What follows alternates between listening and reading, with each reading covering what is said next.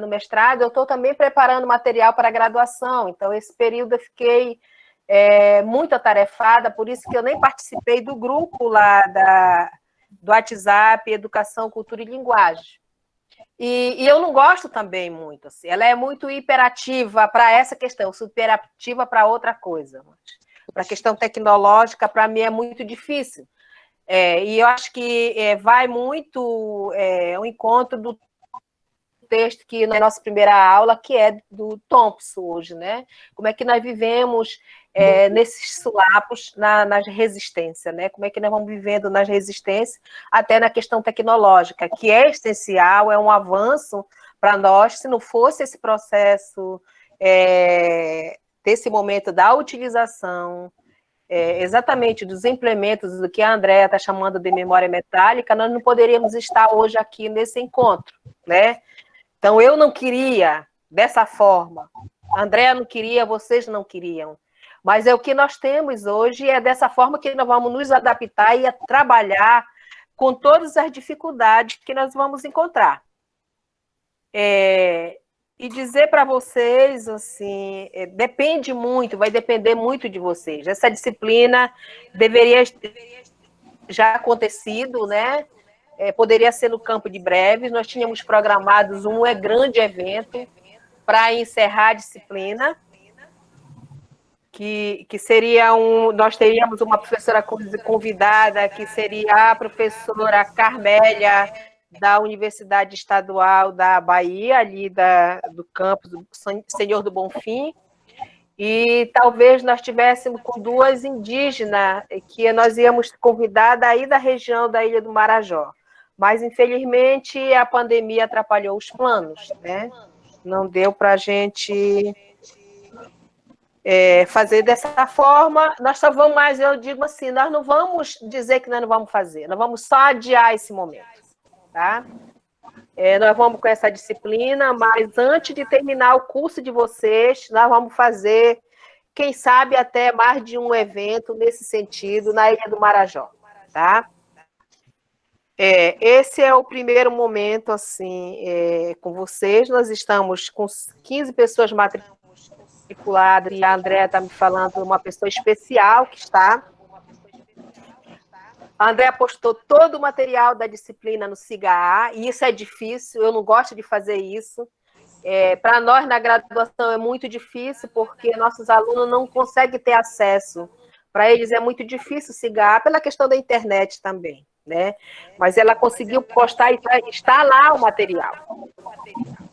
Eu acho que esse é um ponto positivo, porque não é só o professor falando, mas vocês lendo, né? Vocês têm a oportunidade de ler esse material e discutir, que eu acho que esse tem que ser um grupo de discussão, né? Vocês têm que participar, partilhando com os colegas, com os professores, a impressão que vocês têm sobre a leitura e a respeito da pesquisa de cada um de vocês. Porque é uma disciplina montada com a literatura que foi pensado muito na pesquisa de cada um de vocês. O que essa pesquisa pode auxiliar cada um de vocês? O primeiro livro que nós temos, que é Costumes em Comum, do Thompson, a professora Andrea postou, que é esse livro aqui, tá?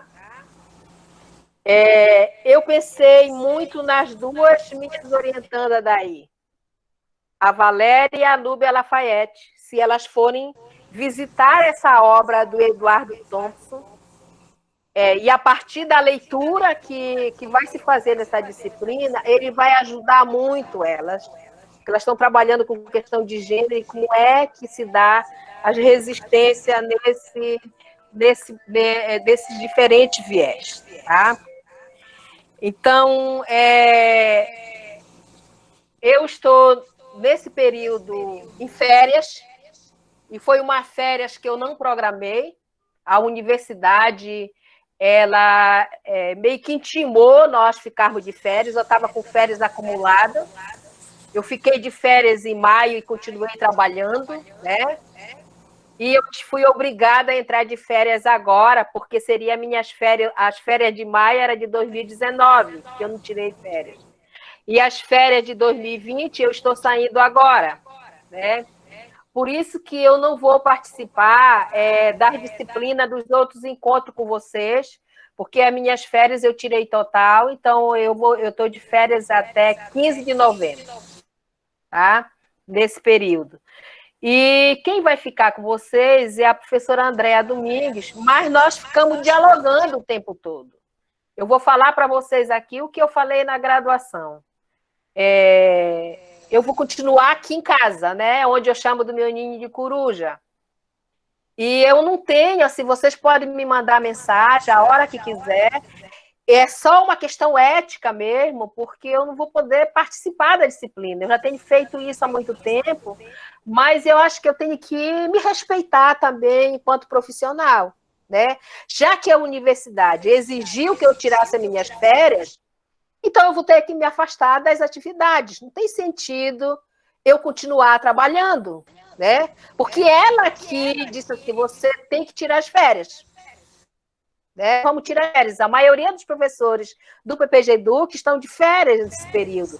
A professora Jusilene, se eu não me engano, o professor Valdinei.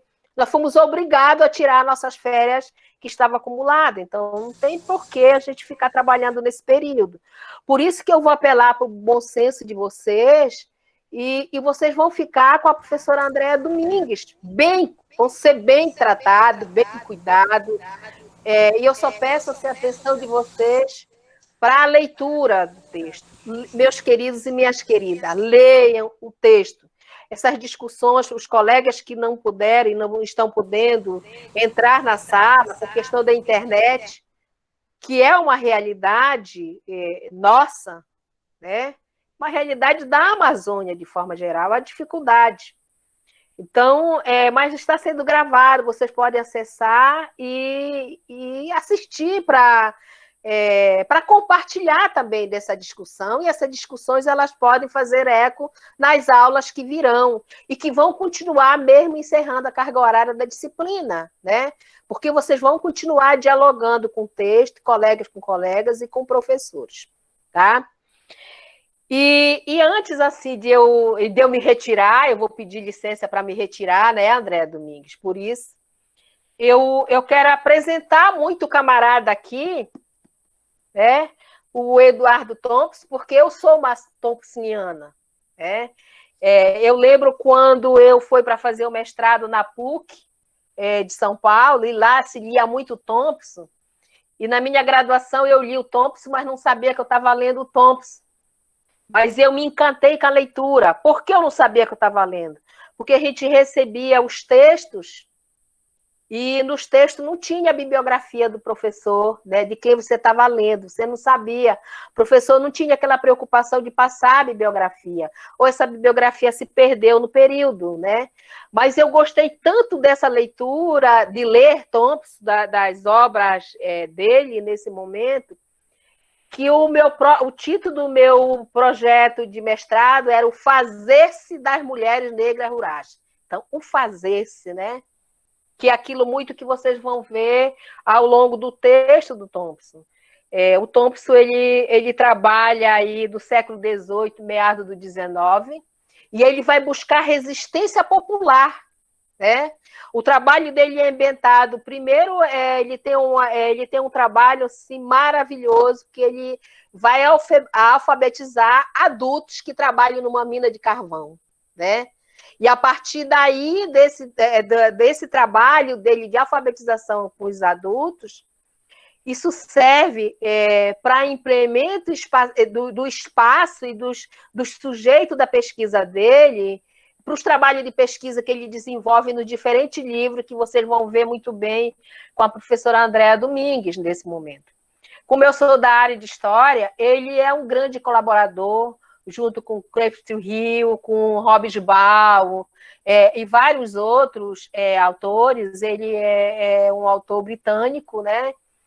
Vários autores para entender o popular nesse momento, que é o que a pesquisa de vocês estão fazendo. muito da pesquisa de vocês, e aí eu vou falar das minhas orientandas nesse momento aqui, da Valéria e lá da Núbia, é tentar entender como é que está essas mulheres nesse período que parece que está vindo à tona nesse momento, né?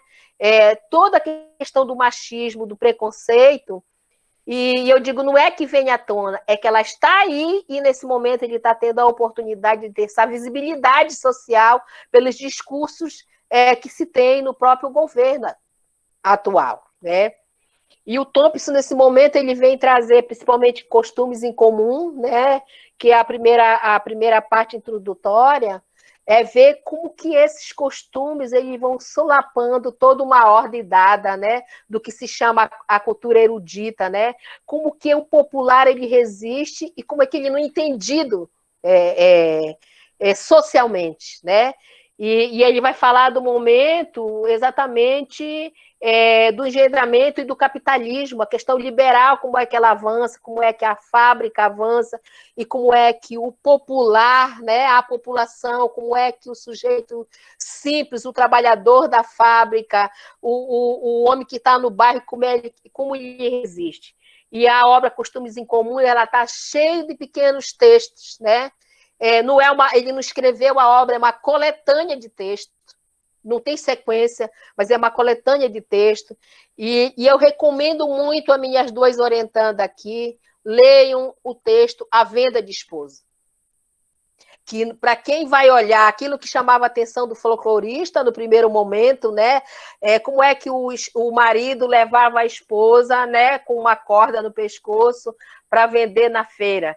Poderia ser uma aberração até para o folclorista naquele momento que fala, olha como eles são, né, uma cultura pagã que resiste até hoje, e a gente vai perceber que não, ali havia todo um tratado popular que escancarava, né, a cultura daquele momento, porque, na verdade, quando ele levava a venda, era só para dizer socialmente, né, o aceito que se fazia, porque, na verdade, o camarada que comprava a esposa, ele já era amante da esposa dele. Então, era uma questão para se livrar psicologicamente, para ele não ficar como corno, e, por outra, havia uma recompensa para passar a mulher para o outro. Né? Então, é interessante ler a economia moral da multidão, de novo, né, da venda, né, em tempo de escassez de alimento, que não se vendia para os intermediários, mas se ia para o mercado. Então, é um trabalho maravilhoso. Eu acho que o texto que a professora Andréa Domingues vai discutir com vocês, que é a primeira parte, assim, é para todos vocês. Foi pensado para a pesquisa de todos vocês. Como é que o popular resiste? Quais as formas, né, suntuosas que ele resiste, e nesse texto, nessa primeira parte do texto, ele está implícito a memória, a cultura e as diferentes linguagens estão todas aí. E como que esses costumes, como esses saberes, né, como eles ousam desse popular, né, a sair, né, a engendrar, a crescer, né, e modificar, mas para isso tem que ter entendimento, vocês têm que ler. Não é a primeira leitura que faz isso. Então, era isso, meus queridos e minhas queridas, que eu queria deixar nesse momento para vocês. E aí, já que eu estou de férias, eu vou me retirar da sala. Até quando você está de férias? Até 16 de novembro.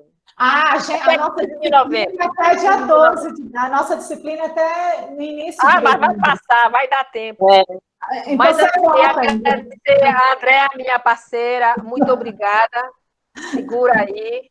E aí nós dialogamos todo dia, você já sabe como me encontrar. Eu sou ranzinza mesmo, brigo com qualquer um, mas eu sou verdadeira. Eu brigo e brigo, acabou, briguei. Né? E a vocês, meus queridos e minhas queridas, é um prazer imenso que essa disciplina seja maravilhosa, mas vocês façam a disciplina juntamente com a professora. Discute, porque aqui eu não vejo nessa sala, nesse momento, nós não temos alunos, nós temos colegas professores. A professora Andréa vai estar aqui para coordenar um grupo de estudo, mas vocês têm autonomia para isso. Eu lembro muito bem, quando nós começamos o mestrado na PUC, nós tínhamos uma freirinha que estava com mal de Alzheimer. E ela perguntava 10 vezes de quem era o nome, né? Como é o seu nome? Você respondia. E quando foi um dia, a turma se preparou e foi reclamar na coordenação. Era a Antonieta, coordenadora. E a Antonieta disse assim, gente, e quem disse que vocês estão precisando da professora para dar aula? Ela só está lá porque isso faz bem para ela psicologicamente e para a saúde dela. Mas vocês são professores, então façam a aula.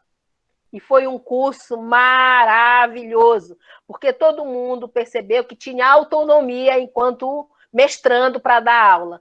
E a esse momento eu trago a Antonieta e falo, façam também a aula junto com a professora Andréia. Tenha autonomia para participar e discutir, e procure cruzar a leitura do texto com as pesquisas de cada um de vocês. Então, muito obrigada pela atenção de vocês, muito obrigada, professora Andréia, e meus queridos e minhas queridas, beijo enorme para vocês, tá bom? Ok, Andréia, professora. Você vai fazer falta, Cel, como sempre, né? E aparece, pelo menos, para passear, e assim, as suas férias terminam antes do fim da disciplina. Sim, eu vou voltar. Quando terminar, eu volto. Eu acho que nós vamos ter só um encontro, deixa eu olhar na programação. Olha, nós vamos ter o dia 19... E depois dia 9... Dia 9 de 11. 23 eu estou aqui. Você vai participar ainda dia 23 e dia 7 de dezembro. 23 eu volto. Então tá bom. Tá, joia, querida. Alguém quer falar alguma coisa? Eu quero agradecer a sua participação por estar aqui mesmo no dia de férias, né? Não sei se é o primeiro dia de férias, mas é interessante isso, né? Às vezes a gente, pelo menos assim, nas férias iniciais, a gente fica também tão cansado, almejando mais férias, e vocês ainda abdicam de muitas férias para estar conosco. Então, assim, a gente vê a importância do comprometimento com a pesquisa. É claro que é diferente, uma etapa da educação da outra, a educação do ensino fundamental é diferente da do ensino médio, do superior é diferente, mas assim, a gente vê esse período de muitos ataques, principalmente em cima dos professores que são das universidades públicas, de dizerem que não trabalham, que não fazem nada, que só estão acumulando dinheiro, como se recebesse um milhão por cada disciplina que ministra, né? Então, a gente sabe que o trabalho é muito árduo, né? São madrugadas e madrugadas em claro, para conseguir produzir, para conseguir avançar nas pesquisas. Então, desde já, eu agradeço esse comprometimento, a sua participação aqui na nossa primeira aula,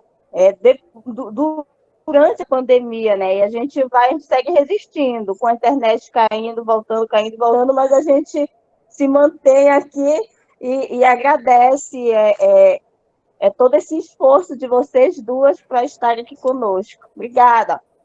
Boas férias para a senhora, professora. Obrigada.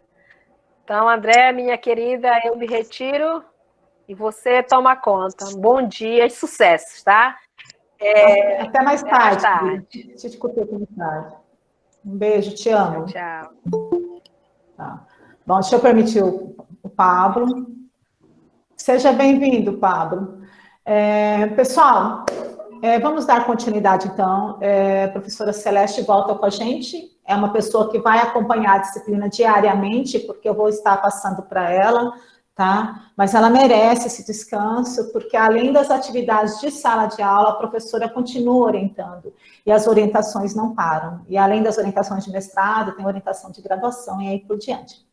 Bom, para quem não me conhece, aqui a turma de breves, boa parte já me conhece, uma parte que eu não conheço pessoalmente, que não fizeram disciplina comigo anteriormente, uma parte aqui já cursou disciplina comigo, então já sabe como é meu pique, a Celeste não mentiu, eu sou ligada no 320, no 400, no 500 e no 600, tá? Então, se eu às vezes falar correndo e vocês não entenderem, levanta a mãozinha e fala, professora, atropela mesmo aí, pergunta, repete, que eu não entendi. esta sala, apesar de ser uma sala virtual, neste momento tão difícil que nós estamos vivendo neste país, que além de um momento de pandemia, para mim é um momento político de fascismo muito ruim, e que a sala ERE, para mim, é uma sala de resistência. Como a Celeste disse, não é o lugar próprio de ensino, no que eu acredito enquanto militante, enquanto educadora, mas é um momento que eu preciso estar com vocês, não porque nos obrigaram, mas é porque eu acredito que a educação é a única saída. E privar vocês desse momento é eu estar me entregando ao jogo de poder desse país. É eu privar vocês de estarem pensando, dialogando as possibilidades de ser um educador e de estar se aprimorando enquanto educadores nesse país, tá? Mas não acho que substitui o espaço da aula presencial, em momento algum. Mas também acho que essas novas modernidades, também acho que esse espaço, eu chamo isso de memória metálica.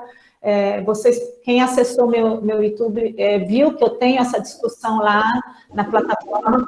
Eu acho que esse espaço são novas categorias de ensino que irão se perpetuar, e por isso eu tomo muito cuidado, e acho que a gente tem que estudar muito sobre isso, de qual vai ser os usos dessa memória. Tá? E são esses usos que, por isso, nós temos que estar dentro dela para resistir, que ela não substitua o nosso espaço enquanto educadores. Como diz Paulo Freire, nós estamos sim nesse movimento, mas que não nos substitui enquanto cheiros, enquanto seres humanos, ainda mais quando eu falo desse povo da Amazônia Tocantins.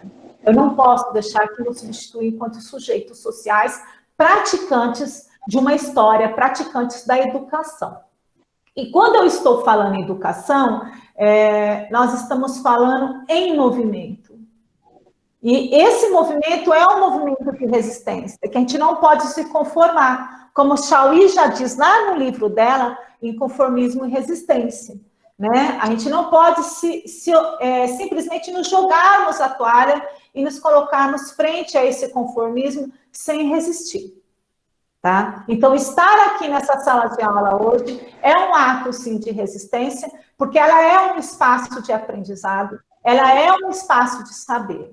E esse espaço de saber para a nossa universidade, frente ao que ela está vivendo hoje, é muito importante.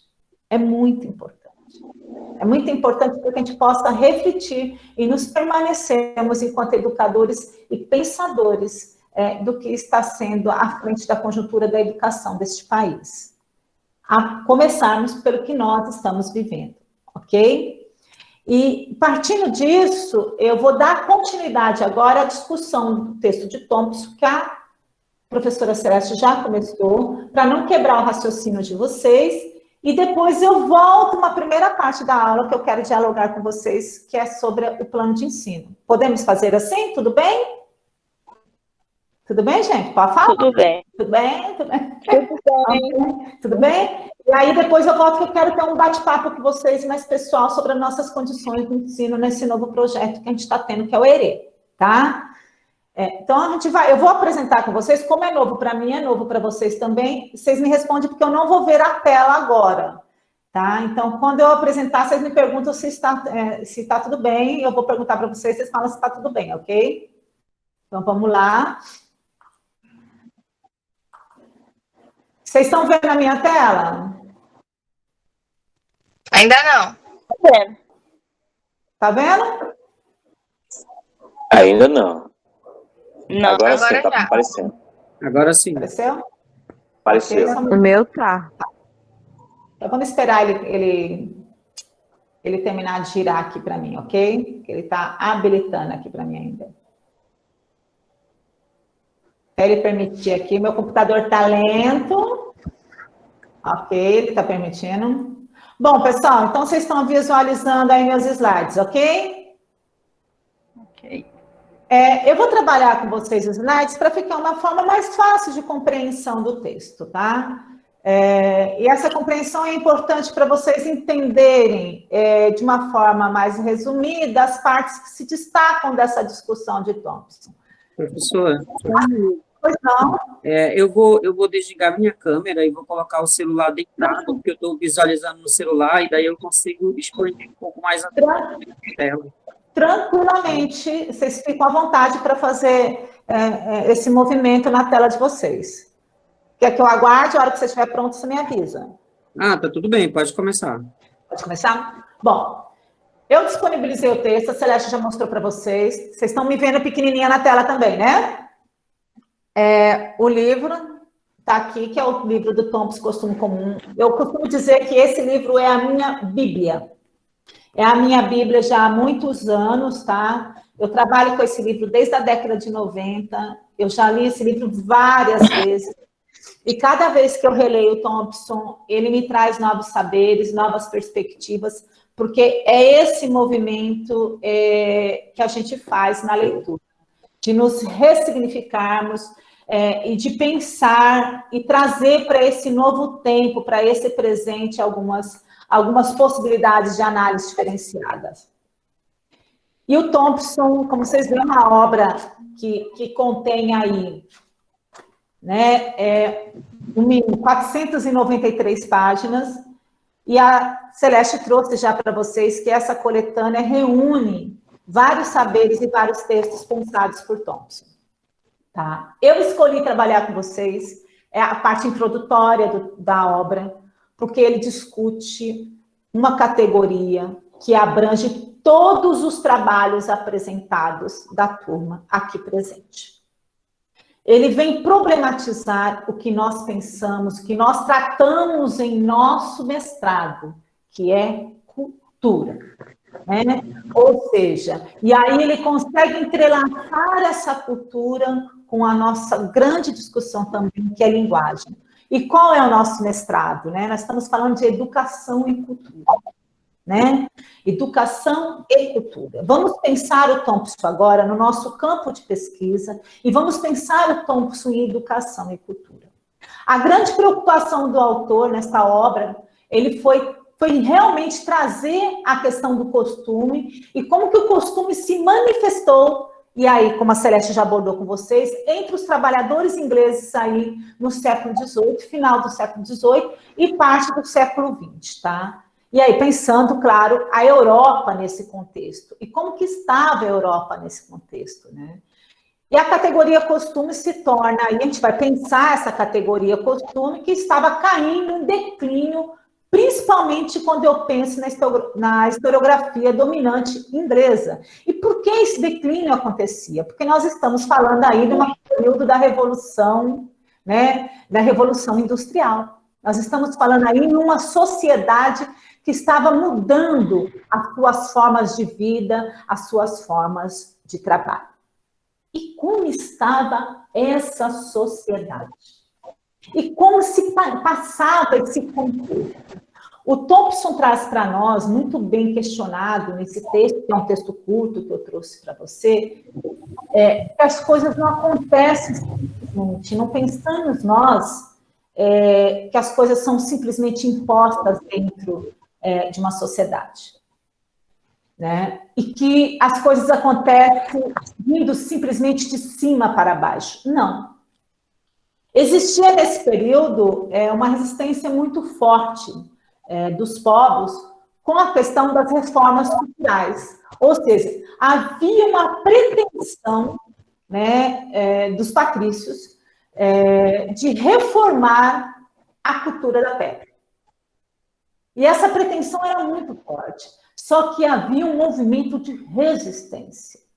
E esse movimento de resistência acontecia através de toda uma movimentação pelo costume.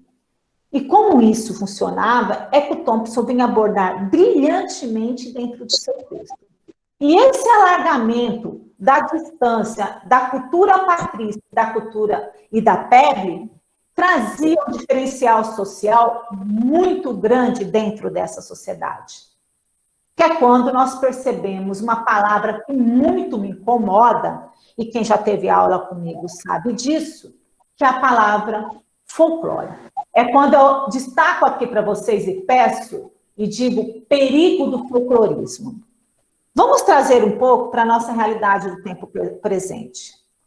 Quando eu falo em meus textos que eu já publiquei, eu falo o seguinte, olha, eu não me coloco frente aos textos folcloristas, porque eu não penso o tempo presente estagnado no passado.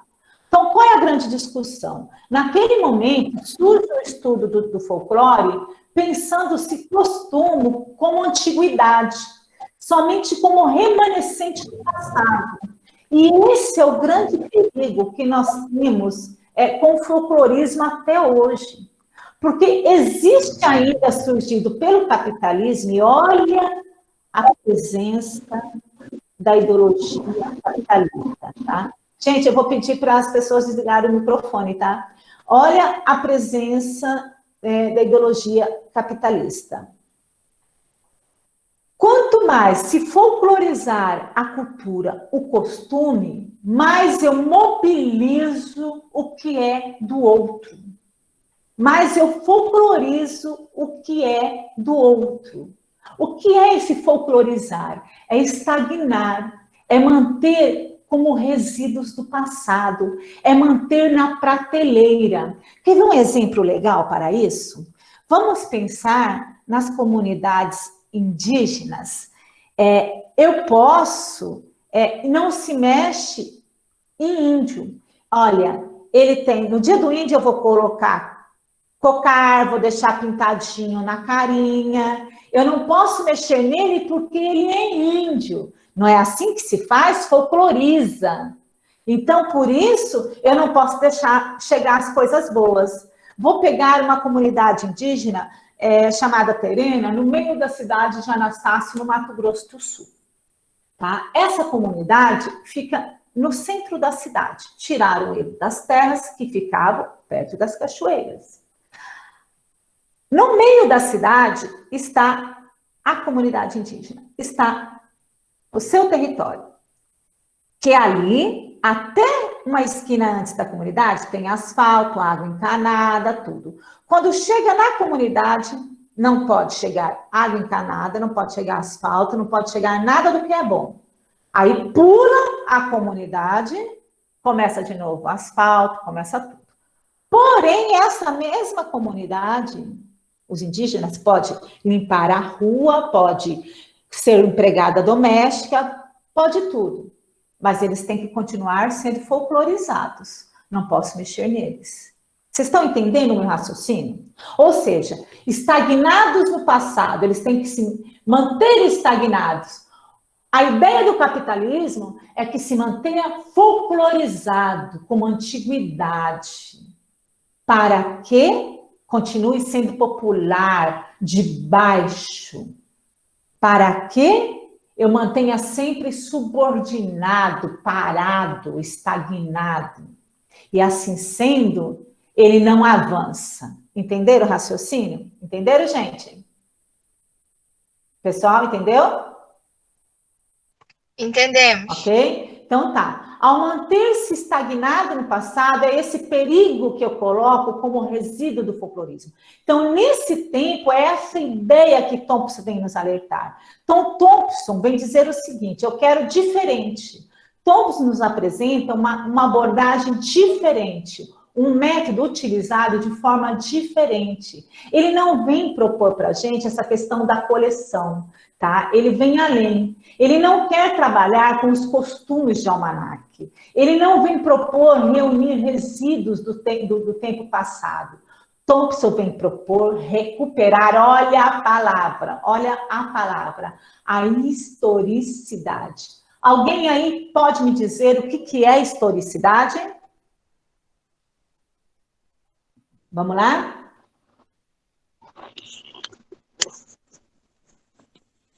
O que seria historicidade? Essa questão da historicidade em Thompson, pelo menos pelo que eu já compreendi, ele trata de recuperar no sentido de trazer para o momento atual, não somente numa variável escrita, mas trazer a importância do popular, que seria, aí eu meto um pouco de Peter Brook, né? Mas aí, ele falando sobre essa questão dos costumes, ele diz que os costumes eles não morrem, Eles não morrem nem mesmo quando a pessoa se insere em outras relações culturais, como ele vem falando dos pobres, né? Da questão do que seria das classes mais favoráveis de tentar manter o pobre na pobreza assim como acontece atualmente, né? Embora as resistências hajam, o pobre tenha conseguido entrar na universidade, muitos dos nossos costumes ainda se mantêm vivos. Então, ele tenta recuperar isso no contexto histórico, falando dessa questão do perigo também sobre essa questão folclórica que a senhora já falou, né? O folclore, ele passa a ser algo como fantasiado, e quando ele faz essa recuperação da questão dos costumes, ele vem trazer isso para o tempo atual, como forma de dizer que isso não morreu, né? É igual a cultura, ela é dinâmica, mas ela não morre. Ela não sofre uma fragmentação total.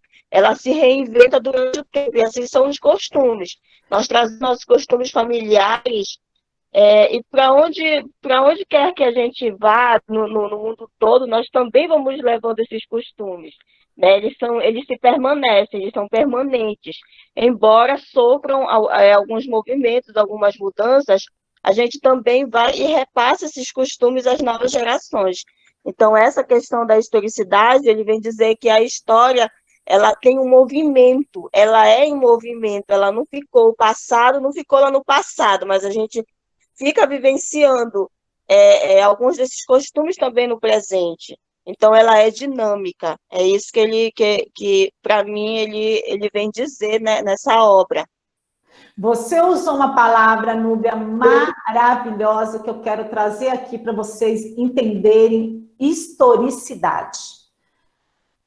E eu vou aproveitar a obra de Thompson para trabalhar com vocês. Historicidade, pessoal, é diferente de história. Eu uso muito a palavra historicidade para diferenciar de história. Historicidade é uma categoria que é explicada pelo movimento. História lembra sempre passado. A gente só compreende a história quando a gente acredita nela enquanto processo. E processo é quando a gente vai olhar o movimento da história através de tudo que acontece ao seu redor, através de tudo que está pela conjuntura. E quando eu falo em conjuntura, para quem acredita pela linha marxista, eu estou pensando que está exterior ao acontecimento. Observe que eu não falei aqui, em momento algum, fato. Porque fato lembra folclore. Porque fato é algo parado, estagnado. Vocês estão observando até que a linguagem muda? Vocês estão entendendo isso? Gente, vocês estão entendendo? Vamos? Estão entendendo? Sim. Ótimo. Até a linguagem muda. Até a linguagem muda. Fato é parado. Acontecimento lembra movimento. Folclore é estagnado. Por isso que eu falo de historicidade. E porque ele coloca a historicidade, é o acontecimento em movimento, é o processo, é a história em movimento, como a Núbia acabou de nos colocar. É esse movimento da história. Porque se ela é movimento, a educação está dentro desse movimento. E é isso que Thompson está alertando a vocês. É isso que eu quero nessa aula. Eu quero que vocês compreendam a educação em movimento. E para entender a educação em movimento, para que vocês possam perceber as pesquisas de vocês, com qualquer objeto de análise que seja, é necessário que se compreenda cultura, linguagem, memória como movimento. É necessário que se entenda a historicidade que envolva esse processo. Pois bem, partindo nisso, a gente acaba perdendo, então, o sentido intenso do costume. E é isso que Thompson vem nos alertar. Olha só, a gente não pode, então, cair nessa ideia de pensar costume no singular. O Thompson vem alertar que, ao folclorizar, nesse momento, a ideia de costume, que era, então, a grande intenção desse movimento que ocorria, nesse movimento que se queria fazer, né, dos trabalhadores, esse movimento que vinha de cima para baixo, né, que queria afogar, que os patrões que se queria fazer sobre a plebe, que queria colocar costume como singular, que não podia, que queria estagnar esse movimento, que ele vem dizer, não pode acontecer. Então, a gente vai pensar no costume no plural. E olha o que Thompson vem dizer para vocês na página 15. Deixou igualmente de perceber a função racional de muitos costumes nas rotinas do trabalho diário e semanal. Ao pensar costume no singular, deixa-se igualmente de perceber a função racional de muitos costumes nas rotinas do trabalho diário e semanal. Vamos trazer isso para a pesquisa? Não podemos, então, pensar que ao estudar a educação na escola Martinho Vieira, não sei das quantas, na cidade de Cametá, não posso deixar de olhar a pluralidade cultural das entranhas dos alunos, porque desta maneira, como nos diz Thompson, eu deixarei de igualmente perceber a função racional de muitos costumes nas rotinas do trabalho diário e semanal. Entenderam? Vocês viram o que eu fiz? Eu acabei de trazer um autor para justificar a pesquisa de vocês. Vamos seguir. Bom, os costumes, então, para Thompson, foi associado ao que hoje nós entendemos por cultura. Tá? Contudo, a Revolução Industrial, né, o costume codificado ou não, era visto como uma boa palavra, que constituía aí uma retórica. E que retórica é essa, pessoal? Que retórica que nós estamos falando? E é aqui que eu quero tocar num grande problema. E agora, o Pablo está aí na sala? Pablo está na sala? Pablo está na sala? Deixa eu ver aqui. Tá. Pablo tá. Tá na sala, Pablo? Porque eu não estou vendo as câmeras agora. É por isso que eu falo que a câmera tem que ficar ligada. Pablo, tá vendo? Ah, então fala comigo. Olha eu aqui. Pablo, olha só. Por isso, por que eu estou te citando, Pablo? Porque eu sei que você está envolvido na política. Vamos lá. Eu vou cutucar mesmo, vamos lá. Por isso que nesse momento, porque é aí que a gente tem que pensar. Isso é importante para a sua discussão política, Pablo. Você pode usar até aí no compromisso social. Com a Revolução Industrial, e aí que a gente está trazendo sequelas até o tempo presente, e a gente vem vivendo muito isso, muito. A gente vai aprofundar essa discussão, viu, gente, na nossa terceira aula, tá? Apesar de terem levado meu livro embora, eu estou muito triste, tá? Estou muito triste, porque um dos alunos levou meu livro e não me devolveu, da Genevieve Bolemé, mas eu já comprei outro. A discussão da cultura popular. A gente tem que ter muita cautela, porque já lá, nesse momento, como se tinha esse movimento, essa intenção de esmagar, essa intenção de colocar como estagnado no passado, de usar da cultura popular como domínio, para continuar mantendo essa divisão social, para continuar dominando os trabalhadores, para continuar a usar do costume para manter essa questão da relação dominantes e dominados, a questão do popular se torna uma cautela. E aí, Pablo, que eu coloquei para você, porque você deve estar vivendo isso muito na pele. Thompson vem falar para a gente lá na página 17, tá? Com sua invocação confortável de um consenso, pode distrair nossa atenção das contradições sociais e culturais, das fraturas e oposições existentes dentro do conjunto. Ao se usar da palavra popular, muitos, e principalmente as classes dominantes, usam da cultura popular, tentam colocar ela como consenso, ou seja, que popular é tudo, tá? Para criar esse consenso, para não se perceber essas contradições, ou seja, a diferença, o que a Núbia colocou lá atrás para a gente. E nós, pesquisadores, enquanto educadores, e de todas as áreas, seja antropologia, seja os historiadores, seja da área da linguística, né, seja da pedagogia, temos que, das ciências humanas em si, precisamente, temos que ter essa extensão especial, porque é esse olhar minucioso, é esse olhar dos feixes, é esse olhar detalhado, tá, que nós não podemos deixar passar. O popular não é igual. O popular não é igual. O popular é diferente. Tá? É esse que a gente não pode deixar passar. E é essa invocação confortável de consenso que querem que a gente entenda como tudo. Um exemplo claro, e aí eu vou chegar daqui a pouco onde eu quero mostrar para o Pablo. Vou primeiro começar pelo livro didático. Eu venho trabalhando, aí a Juliane está aí, a Débora não está aí hoje, eu venho trabalhando muito isso com meus alunos de pensar. Vocês aqui trabalham com educação. O que acontece no livro didático, no LD? É um consenso popular.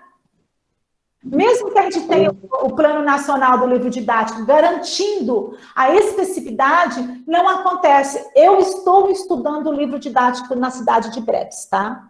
Eu venho trabalhando isso com pesquisas com o Harrison. E não acontece. Eu venho trabalhando pesquisas com livro didático na cidade, na Amazônia Tocantina, em Cametá, nas ilhas e na cidade. E posso garantir para vocês que isso não acontece. Aliás, não acontece no Brasil todo, tá?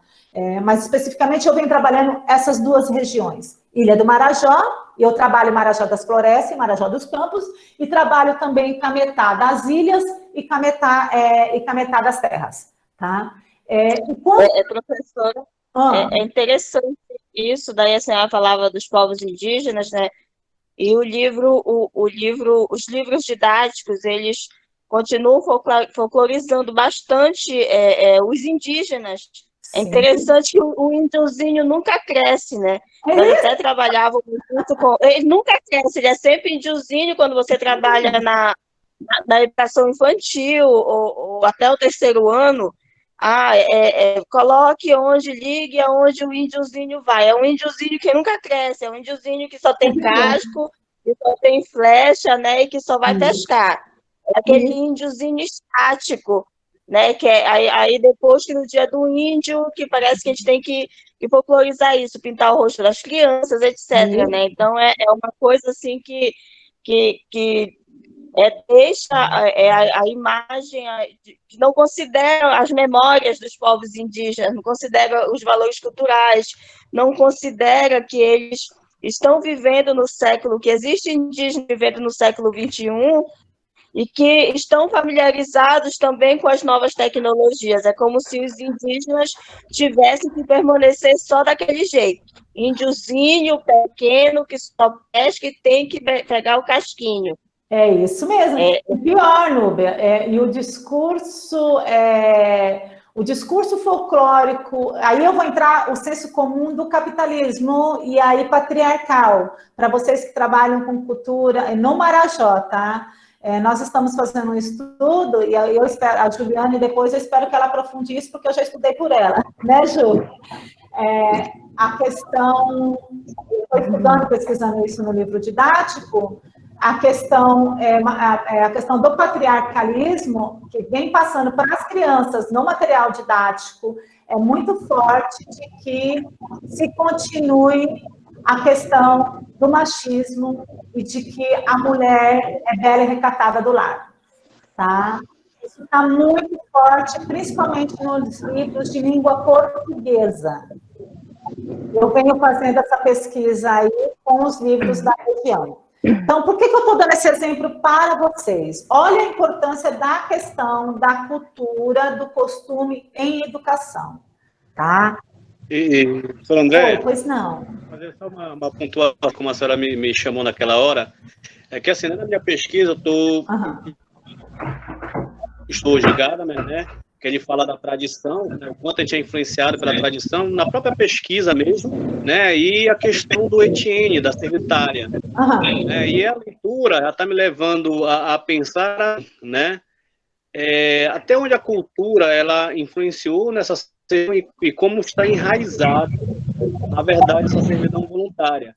Hoje, sim, será que o tirano de hoje, ele é tão tirano quanto o tirano de antigamente, ou se simplesmente ele está só se beneficiando do que a cultura já deixou no consciente coletivo das pessoas, com relação a esse medo e essa vontade voluntária de servir? Eu pensei muito nesse texto, Pablo, por isso que eu te chamei para essa discussão, principalmente nesse trecho, e o texto que eu vou trabalhar da Bolémé, para essa discussão do uso do popular e da palavra povo, tá? É muito importante. Por que eu chamo? Porque o que seria cultura, tá? E na sua pesquisa, aliás, na pesquisa de todos vocês aí na sala, vocês estão me ouvindo, né? Todos vocês, sim, na sala, todos vocês. Cultura e educação, cultura e costumes, cultura e tradição, sabe, cultura e literatura, cultura e corpo. Em todas as pesquisas de vocês, essa discussão está presente e Thompson pode auxiliar. Por quê? Porque cultura é um termo emaranhado. E por ela ser um termo emaranhado, ela pode ocultar ou confundir distinções que necessariamente devem ser feitas ali. Aí, Pablo, quando eu te chamei por isso, porque você deve estar vivendo agora, além da sua pesquisa, mas também um peso muito grande nas suas andanças por causa da política, como o povo, nesse momento, e principalmente nas mídias sociais, está sendo usado a palavra povo. Observe, meus alunos, observem. É um momento que a cultura popular é mais latente.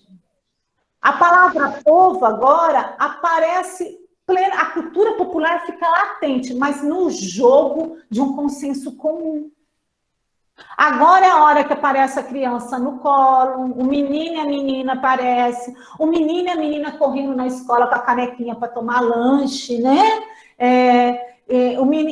Os candidatos, mesmo no mês da pandemia, né, correndo entre os povos, nas feiras, né, eu andei vendo, estou acompanhando aí os faces, e o popular, a palavra popular está forte. Vocês observaram isso? Estou mentindo, Pablo?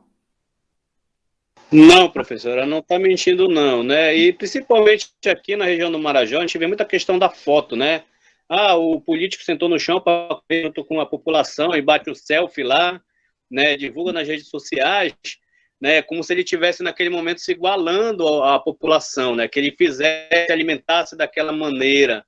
Então quer dizer, ele se traveste, né, do que a gente pode até chamar de popular.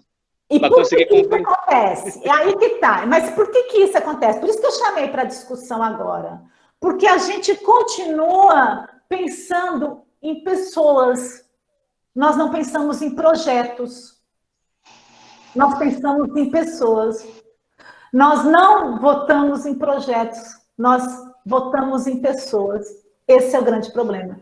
Então, nós temos que tomar cuidado, com a palavra povo, e é isso que eu queria mostrar para vocês nesse momento. Então, vamos lá, pessoal. Eu vou retomar aqui essa questão da cultura como emaranhado para vocês. Vocês entenderam, então, que cultura é um termo emaranhado? Tudo bem até aqui? Quero ouvir vocês, tudo bem? Ok, professora, tudo bem, professor. Sim, tudo bem. Pode falar? Tudo bem? Cultura emaranhado, eu vi uma situação recente, inclusive de um candidato a vereador. Ele está com um projeto de envolvimento na cultura em breves, e aí ele postou nos dados dele, projeto de valorização da cultura popular, de breves. Aí a foto que ele postou representando o que seria a cultura popular de breves seria a imagem de Santana, padroeira da cidade. Ai, meu Deus. Aí eu perguntei para ele, e o resto? Aí ele disse assim, que resto? Eu disse, o resto da cultura popular de breves. Aí disse, não, o que representa a cultura popular de breves é a festa de santo. Aí disse, mas vem cá, você está dizendo que a cultura popular de breves se resume só à festa de santo? Você quer dizer que não existe quadrilha, não existe festa junina, não existe outro tipo de cultura, não existe a cultura ribeirinha, não existe todo o movimento de cultura que tem no município de Oeste, está dizendo que não existe, resumindo isso somente a festa religiosa? Não, porque a gente tem que pensar, não sei o quê. Então, dentro desse contexto de cultura, é um emaranhado que ela vai ocultar e confundir distinções, aí a gente precisa ter cuidado, porque a gente acaba resumindo a cultura aquilo que é mais visível, e a gente acaba esquecendo outras faces da cultura também. A gente tem que sempre tomar cuidado, por isso que aí que o Thompson vem alertar, a gente tem que tomar cautela, eu coloquei cautela em vermelho ali, tá? Cautela, porque cultura é um movimento, é um processo, mas a gente não pode esquecer... E a cultura popular vai se reinventando, né, professora? Ela vai se reinventando unicamente. Ela vai se ressignificando, e a gente não pode esquecer que tudo é disputa. Posso falar, professora? E ela está estagnada e resumida a um único símbolo, né? Sim, pode falar, Valéria.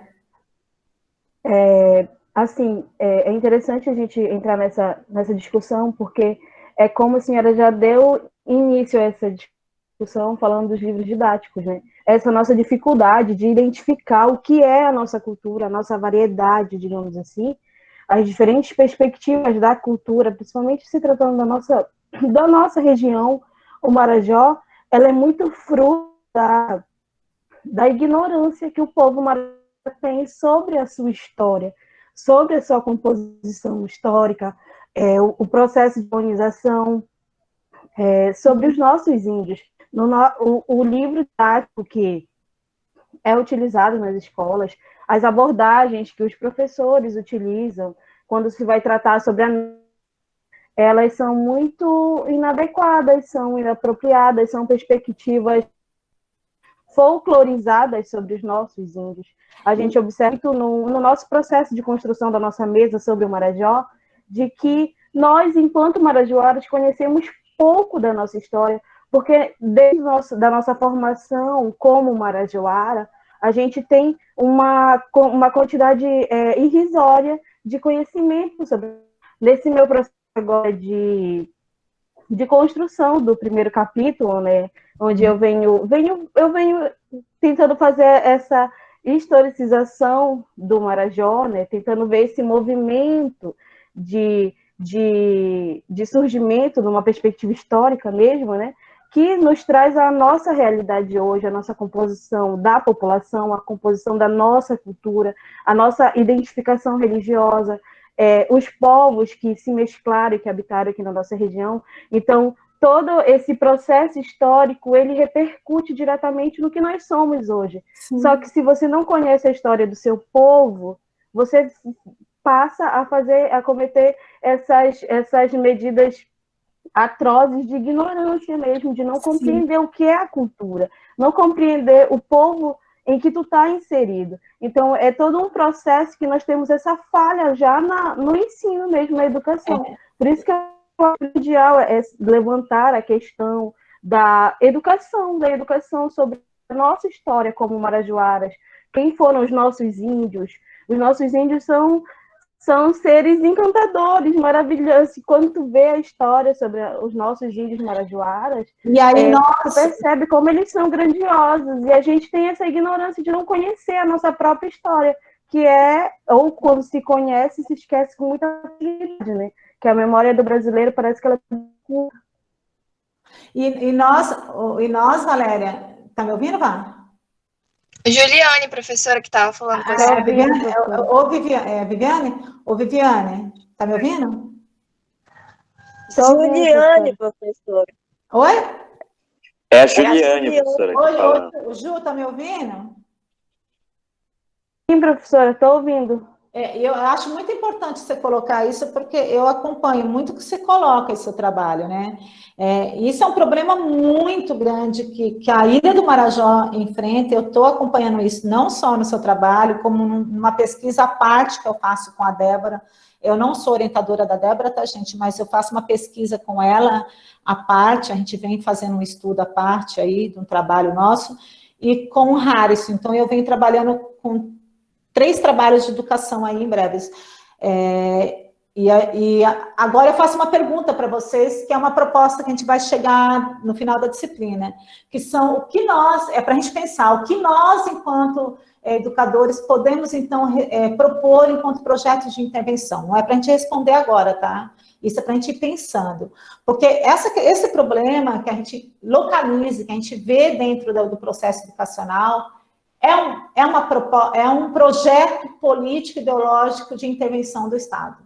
Por isso que eu coloco para vocês, eu hoje discuto, não falo escola pública, eu falo escola do Estado. Eu sou adepta à ideia do Luiz Sanfilippo, do meu amigo e parceiro de trabalho Sanfilippo.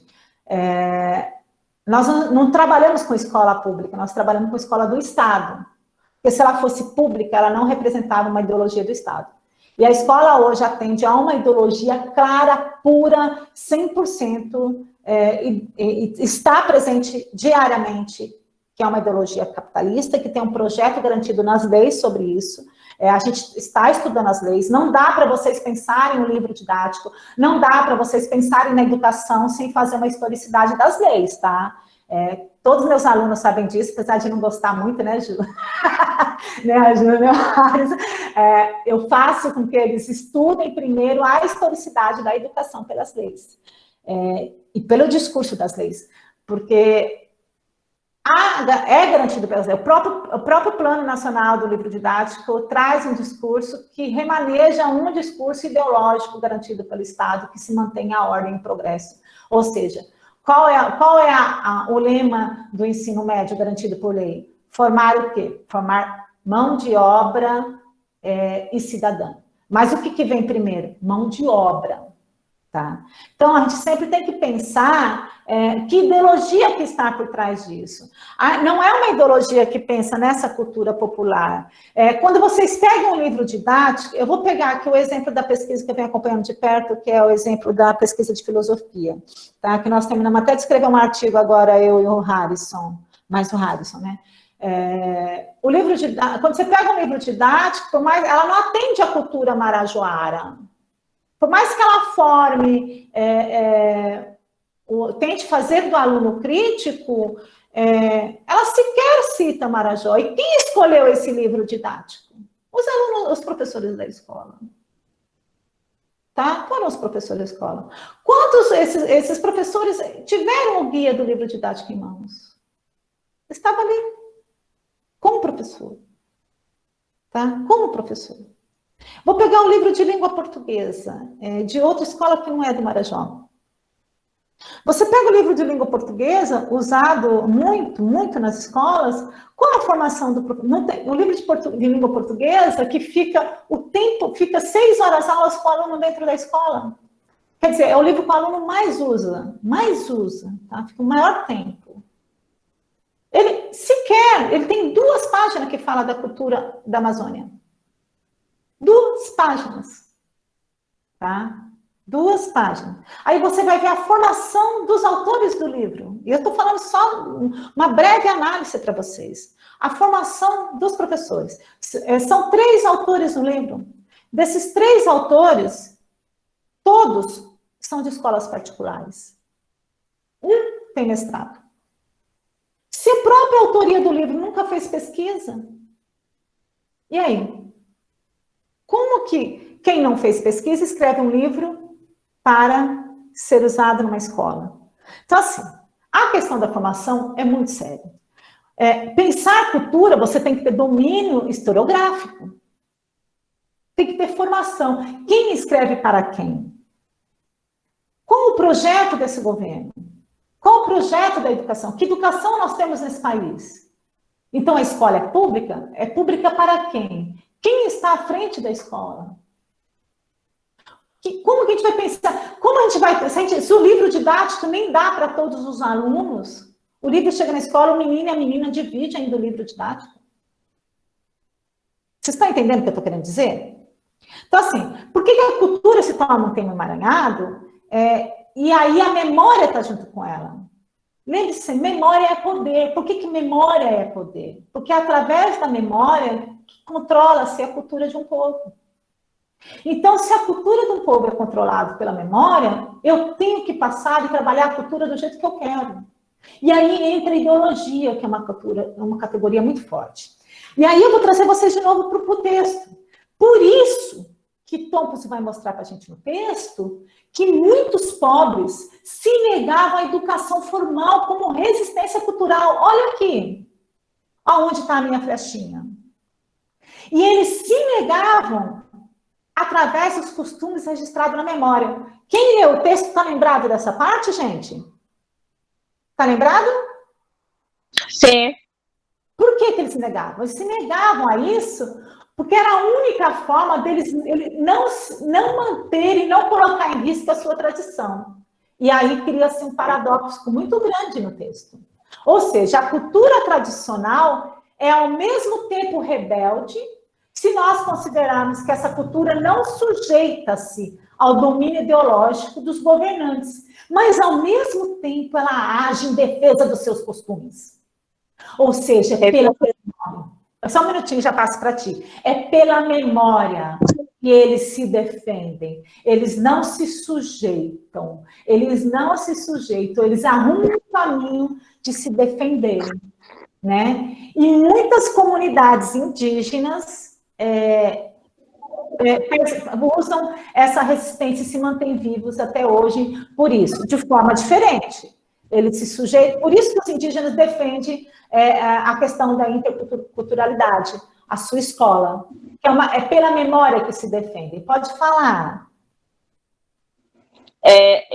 Me lembra-se muito, ele cita aqui Peter Burke, né, mas eu lendo, tem esse livro da cultura popular na Idade Média, quando ele vai falando sobre o carnaval. Sim. É interessante que o carnaval, tentaram proibir os pobres de realizarem os movimentos no carnaval, como o autor ele vai citando durante o período da Idade Média na Europa.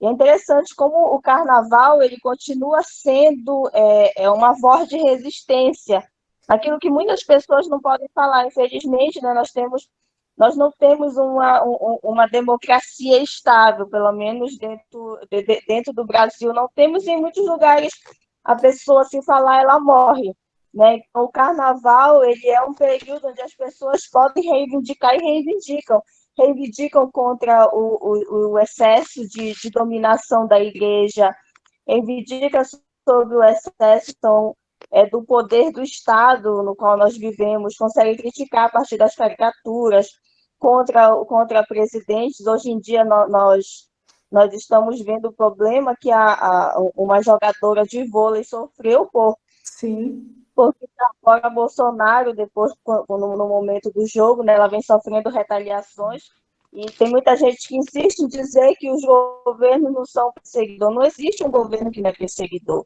Infelizmente, não existe. A gente sente isso na pele. Se é professor e vai tentar falar alguma coisa, vai criticar o governo, você sofre retaliação. Se é contratado, você é destratado. Se é concursado, você fica com 100 horas e jogado, sabe lá em qual escola. Ô, Núbia, então, o que aconteceu comigo, Núbia? Oi? O que aconteceu comigo? É verdade. Então, infelizmente, nós só vemos na pele isso. E o interessante que ele fala o popular, né, porque são várias culturas dentro do popular que vivem, que se reconstroem nesses movimentos e de forma individual e coletivamente, né, porque o carnaval ele é um movimento coletivo, e é interessante que é uma forma de reivindicar, assim como uma forma de não ceder ao Estado, de não deixar os filhos participarem numa educação, como o Thompson vem trazendo isso no texto, no livro. É uma forma de resistência, né? Assim como os indígenas, muitos indígenas no período colonial resistiram à escravidão, não aceitaram e faziam suicídios coletivamente. Então, já é fraqueza. Não, é uma forma de resistência, né? E os livros didáticos não trazem isso como forma de resistência. Colocam o suicídio como se fosse algo banal, e não é algo banal. Assim como o carnaval, ele traz os protestos, né? E não é de forma banal também. É uma forma de reivindicação, uma forma de protestar, uma forma de dizer que não aceita isso e que, por mais que não tenha a questão do acesso à educação erudita, como ele vem falando, mas tem a educação no contexto familiar, no que ele fala no contexto, né, que se pode dizer do popular, e também a pessoa é como se existe uma consciência aí daquilo que a pessoa quer, daquilo que ela acha justo, né, daquilo que ela vê que é o correto, de não aceitação de intervenção estatal. Sim, isso é importante, né, que a gente pensa, isso, a gente vai chegar daqui a pouco nessa discussão profunda, que eu acho importante pensar, as resistências são ocultadas, né, e aí que o Thompson vai mostrar para a gente, com essa coisa que não se sujeita, com a questão da resistência, com a ação em defesa, que a gente tem que pensar essa cultura popular como ela é representada pelas necessidades, pelas expectativas, né? Então, seja pela questão econômica e social, os pobres, os trabalhadores se organizavam, eles se organizam. Como a gente se ressignifica pelo momento, a gente vai se ressignificando e a gente vai se agenciando, que é uma discussão que nós vamos fazer mais tarde lá com culturas híbridas, né? Então, é importante termos aqui, que a gente vai caminhando aí para o fim do texto, tá? Que a Revolução Industrial e a própria questão da demografia, da forma que estavam sendo organizados os espaços, foram fundamentais para que a gente possa pensar aí esse processo de transformação histórica dos costumes, né? Que hoje nós tratamos de cultura.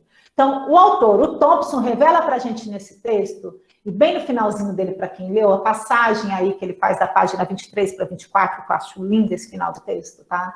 Ele revela para a gente a expectativa que ele tem no desenvolvimento do que ele chama de consciência costumeira, né? Como a gente vai se acostumando com algumas coisas.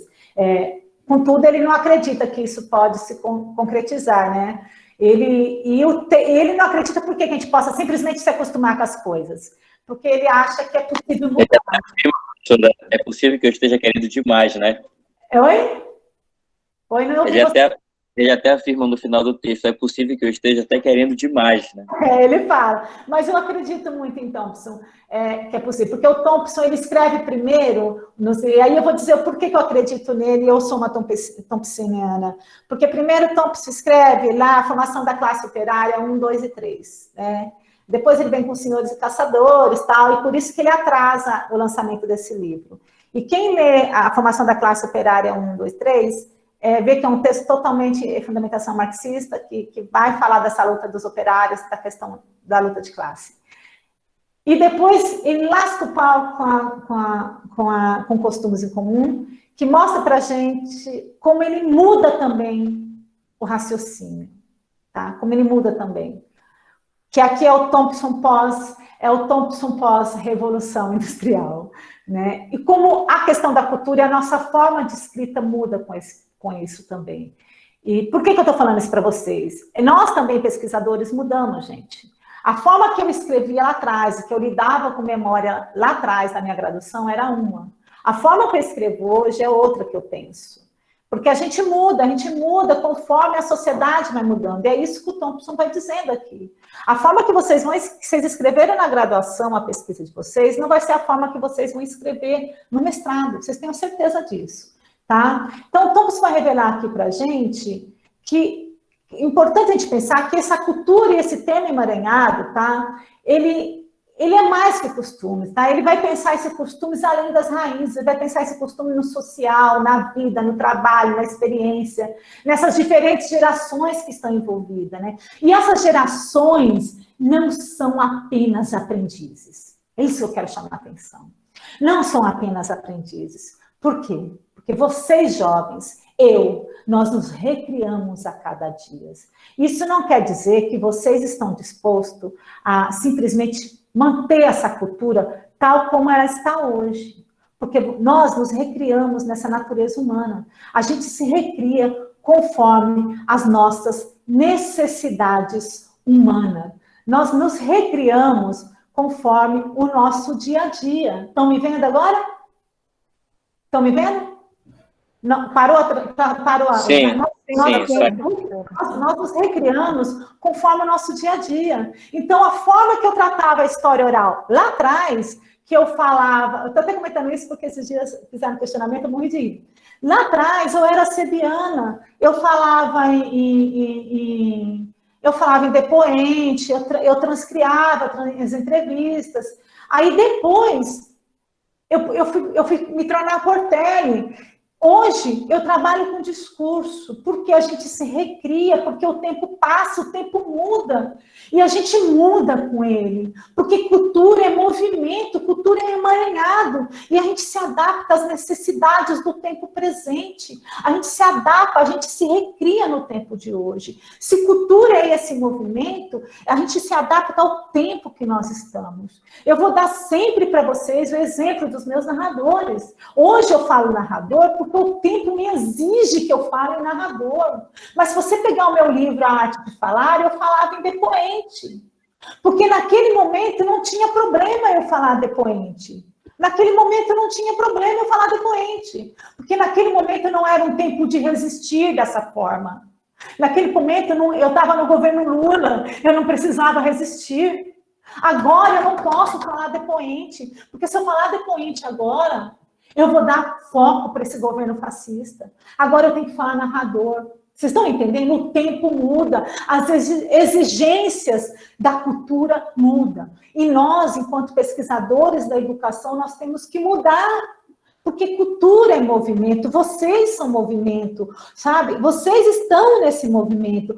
O Marcos é movimento, o Marcos Formigosa é movimento, os dois Marcos aqui são diferentes. Cada um está no seu espaço de pesquisa diferente.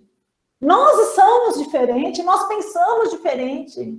E nós temos que agir nessa pesquisa diferente. O Gessiel é diferente, sabe? A Silvia é diferente. E nós lidamos diferente. Então, nós não podemos aqui criar um senso comum dessa cultura marajoara. Nós não podemos criar aqui um senso comum dessa cultura da Amazônia Tocantina. A realidade de Breves é diferente da realidade de Portel. A realidade de Breves é diferente da realidade das minhas ilhas de Cametá, da cidade de Cametá. Mas nós temos algo em comum. Qual é o nosso algo em comum? Nós queremos uma educação plural, nós queremos uma educação para todos, de qualidade, aonde respeite as diferenças, aonde pense cultura em movimento, aonde seja respeitada, aonde os meninos e as meninas chegam nas escolas e se vejam e se identifiquem nos livros didáticos, aonde eles se identifiquem e se sintam prazer em aprender com qualidade, aonde o professor e a professora sejam valorizados enquanto trabalhadores e trabalhadoras da educação, e não que eles estejam ali trabalhando por amor. Porque por mais que a gente ame a nossa profissão, nós somos trabalhadores e trabalhadoras da educação. Eu amo estar com vocês aqui, mas eu sou uma trabalhadora da educação. Por isso que é justo a professora Celeste estar gozando das férias dela. Ela queria muito estar aqui, mas ela é uma trabalhadora da educação. Vocês estão entendendo? E o Thompson vem justamente alertar a gente a pensar nesse movimento da cultura. Por isso que ele parte dos costumes. Por isso que nós não podemos folclorizar a ideia da educação sem movimento. Paulo Freire já traz para a gente esse movimento de pensar, a gente não pode simplesmente querer oprimir as discussões, né? Senão a gente vai reforçar a pedagogia do oprimido. Não é isso? A gente vai só reforçar a pedagogia do oprimido. Se a gente estagnar a ideia do sujeito do menino-aluno, se a gente reforçar a ideia do sujeito-aluno, do sujeito-professor, sem olhar a especificidade de cada espaço, de cada aluno, de cada lugar do saber, de que lugar você fala? Tem um texto muito legal, eu estou falando de lugar de fala, não é diferente de falar, eu não estou trazendo a discussão da Ludmilla, tá? Eu estou falando aqui do setor, que é importante, o lugar da fala, sabe? O lugar da fala, assim, como que a gente fala enquanto pesquisadores, enquanto professores? Eu preciso conhecer esse meu lugar, eu preciso andar ao nível do chão, que a gente vai discutir isso em outro momento. Eu já fiz essa discussão com vocês, uma disciplina que eu dei aí, né? Aquela que a gente subiu em cima da cadeira. A gente precisa sentir o cheiro. Eu não posso querer fazer pesquisa olhando de cima para baixo. Eu tenho que fazer pesquisa de baixo para cima. E essa grande crítica que eu vou fazer em outro momento com vocês na próxima aula, que eu vou chamar, que vai ser aliás, eu vou gravar uma aula, que não tem aí, eu não sei se eu já tenho gravado essa aula. Eu disponibilizei só uma aula gravada para vocês, né? Isso, só um vídeo. Vocês entraram no meu YouTube, vocês assistiram as outras aulas? Tá lá? Ou não? Assistiu só que eu disponibilizei? Sim, eu assisti todas. Então você já deve ter acompanhado alguma discussão de história para mim. Então, tem outros vídeos meus lá que fazem um pouco dessa discussão, de pensar essa discussão da história de baixo para cima. Eu não posso querer, eu vou ver se eu gravo uma para vocês, justamente dessa discussão da revolução da historiografia, da história-problema, tá? A gente não pode querer olhar a história somente por si só, ou seja, a educação por si só. Eu vou propor uma discussão de educação-problema. Vou gravar uma aula sobre educação-problema. Vou pegar a Déia Fenelon. Eu vou olhar a educação maldita. Vou bater fundo. Vamos olhar a educação maldita, que falar em maldita ninguém gosta, né? Todo mundo acha um palavrão. Mas é essa educação maldita que a gente tem que olhar assim. A gente não pode ter medo, não. A gente tem que pensar nessa educação que ninguém quer olhar. Pois bem, para a gente ir caminhando para o fundo que a nossa aula está passando, né? Da discussão de Thompson. Thompson vem mostrar para a gente que a gente não pode ocultar essas resistências, que a gente não pode deixar de pensar em cultura, que a gente tem que pensar nessa cultura como movimento, que cultura é um termo emaranhado, e que a discussão de memória é fundamental, porque memória é poder, que cultura se ressignifica, que os nossos meninos e nossas meninas, eles são seres ativos nesse processo, e que a gente não pode simplesmente olhar, aceitar esse achatamento da cultura, tá? E que existe esse tema costume, esse tema cultura, simplesmente vem passando por esses afrontamentos de tempos em tempos. E a Revolução Industrial e a reorganização dos espaços foram fundamentais nesse processo histórico para essa nova compreensão que a gente tem hoje de costumes e de cultura. Ok? Alguém tem alguma dúvida, quer comentar alguma coisa do texto? É o momento, vamos aí, fiquem à vontade. Falar alguma coisa, gente? Quer falar alguma coisa? Vamos lá. Formigosa, quer falar alguma coisa? E, professora? Fala, Pablo. Só retornando um pouquinho ao que a Núbia falou, né, das retaliações, eu vejo muito hoje essa questão de retaliação, justamente porque a gente também está com uma dificuldade de se reconhecer como classe, né? E por não se reconhecer como classe, a retaliação ela fica muito mais fácil, né, do tirano fazer essa retaliação. Porque um dirigente, muitas das vezes na educação, um dirigente, ele já foi professor também. E quando ele sobe ao patamar de dirigente, ele parece que ele se desvincula da classe, né? E faz o papel de tirano. E os professores, muitas das vezes, também não se reconhecem como classe, né? Não se reconhecem como grupo e não conseguem fazer força contrária a essas retaliações, né? E as retaliações elas vão acontecendo. Né? Então, essa dificuldade hoje, né, que com certeza vem sendo trabalhado, essa desmobilização das categorias, a gente muito claramente isso nas leis desse governo atual, né, que tira a obrigatoriedade da contribuição sindical, tudo isso no sentido de desmobilizar, né? Mas lá no inconsciente, lá no nosso psicológico, essa desmobilização ela já está implantada, né? Tanto que a gente não consegue fazer força, não consegue fazer resistência muitas das vezes. Sim. Esse é um problema que a gente vem enfrentando muito, né? Eu acho assim, eu já vou numa discussão mais funda, que não caberia aqui na aula, mas acho que a gente tem que retomar o conceito de classe. Eu acho que aí é uma outra. Acho que a gente teria que ter um grupo de pesquisa, alguma coisa. Eu acho que nós temos que retomar o conceito de classe. E aí, exatamente. Eu acho que nós precisamos retomar o conceito de classe mesmo. Professora? Né? Pois não, pode falar. Professora? Pode falar, Marcos Paulo. Vamos lá.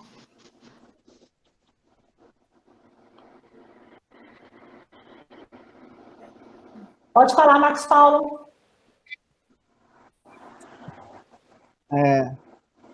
Bom, é só fazer um comentário sobre o texto, professor.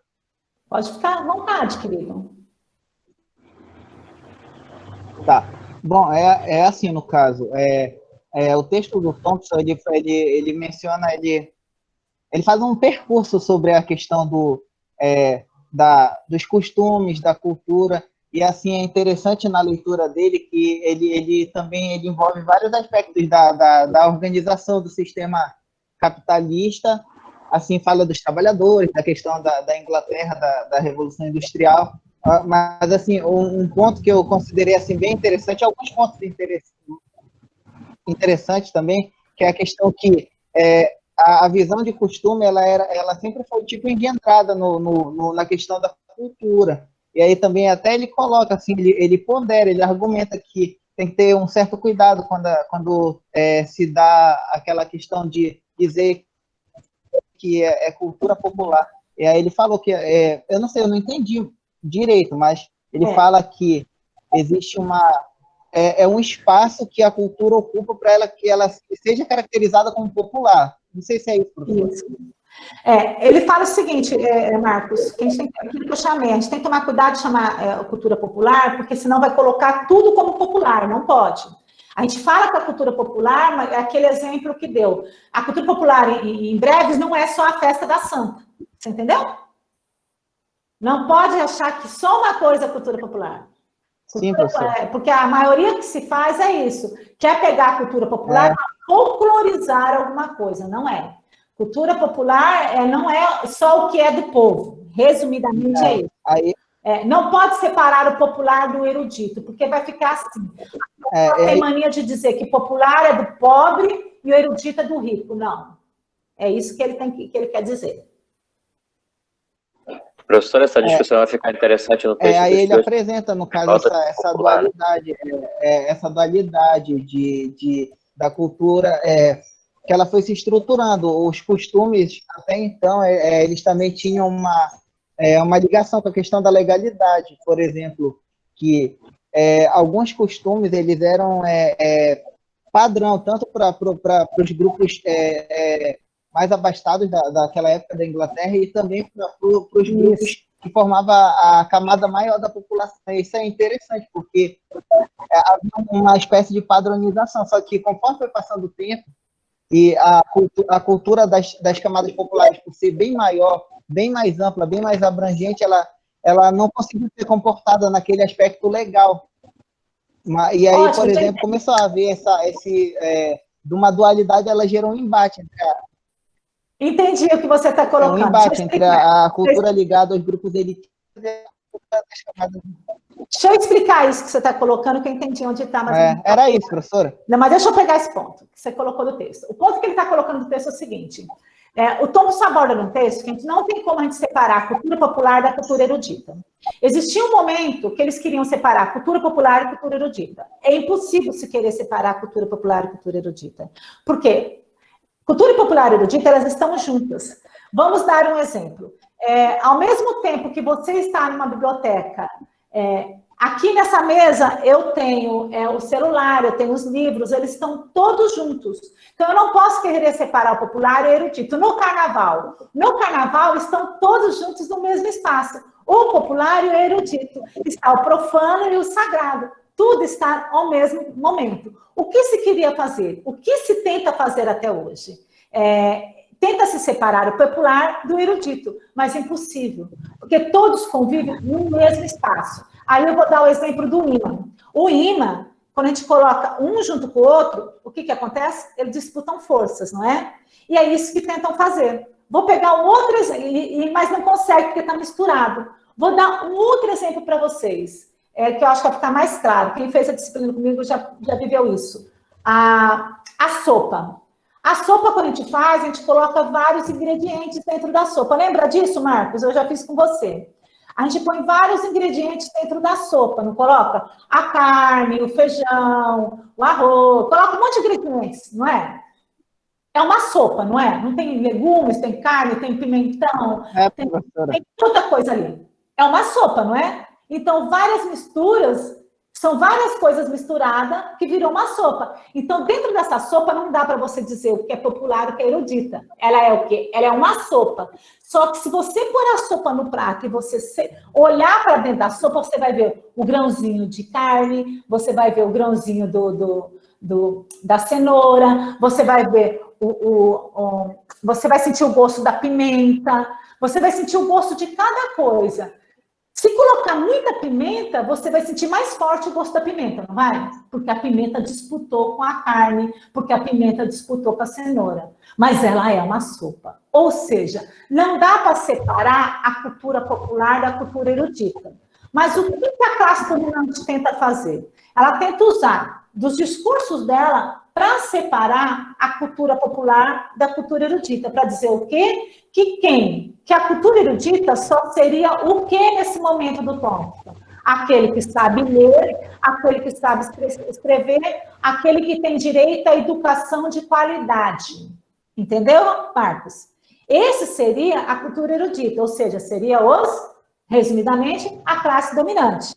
E o pobre seria o trabalhador do campo, seria os plebeios, entendeu? Esse seria a cultura popular. Só que, num determinado momento, não se percebe, é isso que você colocou, porque a cultura erudita e a cultura popular não tem como se separar.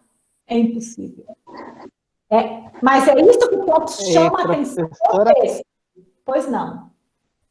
Pode falar. E aí, ele considera justamente essa questão. O que eu considerei interessante é que ele fala, né, sobre a questão dos costumes, que é essa questão, né, que por um tempo, né, eles regravam até mesmo a questão das próprias. Ele menciona um aspecto legal de alguma forma, leis. As leis eram tipo alinhadas com certos costumes, como até hoje pode ter desses exemplos, assim, que o modo de vida de um grupo cultural ele é ligado aos seus costumes e ele estrutura uma espécie de lei interna daquele grupo. Isso mesmo, e é importante, e foi bom você levantar isso, para a gente ter essa percepção, que por isso que a gente fala em culturas, a gente não fala em cultura. Entenderam? Sempre é o plural, por isso que ele diz lá no texto que a gente não vai mais pensar no singular, a gente vai pensar no plural. Mais alguma dúvida, gente? Alguma dúvida? Não? A gente está extrapolando aí já, né? Bom, todo entendido o texto, gente? Ok? Tudo bem? Alguma dúvida? No momento nenhuma, não sei depois. Lucas? Dúvida? No momento nenhuma, não sei depois. Tudo ok. Então, vamos lá. Pessoal, então eu posso partir para uma outra parte que eu gostaria de tocar com vocês. Posso fechar a discussão do texto por enquanto, ok? Ok. Nenhuma dúvida nesse